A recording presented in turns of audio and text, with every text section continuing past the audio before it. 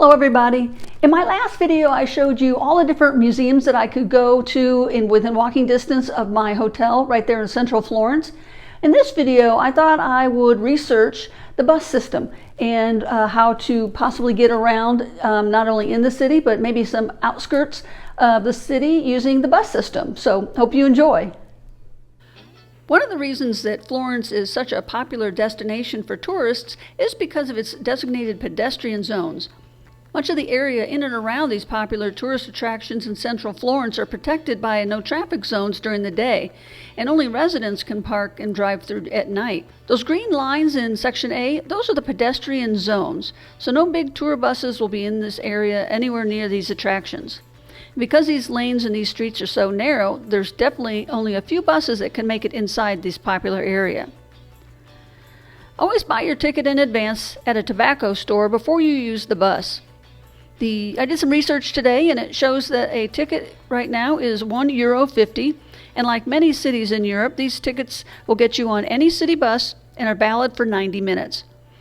A book of 10 is €14, saving you a little bit of money. These tobacco stores are very popular and all over the place. They have that big T to tell you exactly where they're located. They have all kinds of knickknacks, including newspapers and magazines and candy and gum and stamps, and you can even buy some cell phone minutes if you need it. But always remember to validate your ticket as soon as you get on the bus. That starts their 90-minute clock. The website for the new bus company doesn't publish a route map, probably because the tourists that come to Florence are on organized tours for the day and have their own transportation.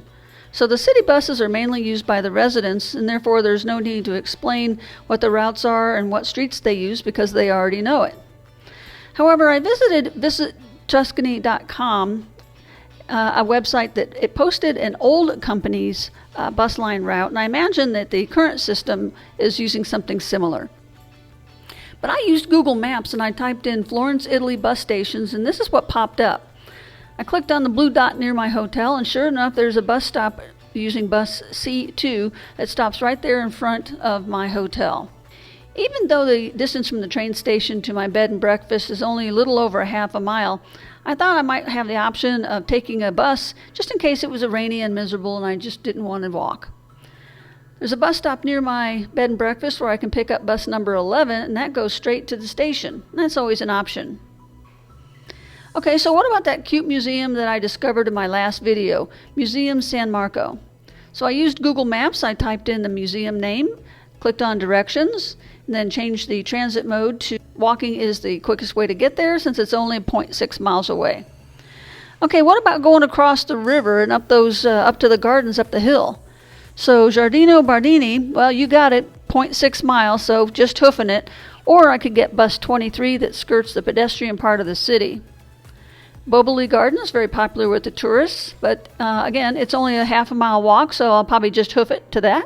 Del Iris is 1.1 miles away, and even though it could be a pretty walk, there is a bus option using bus number 23.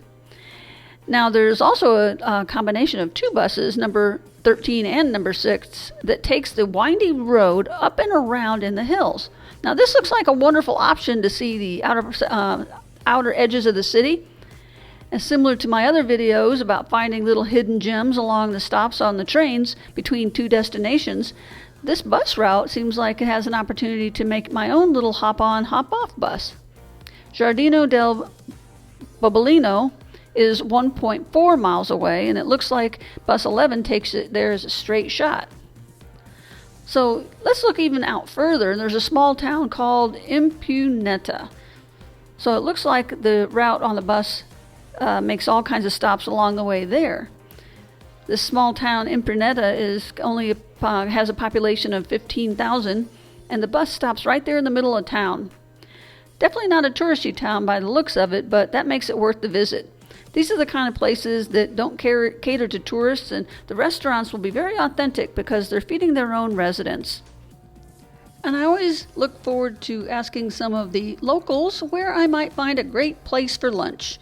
If I can't find any place for lunch and maybe I even get lost, I can always ask the local police, where am I and how do I get home?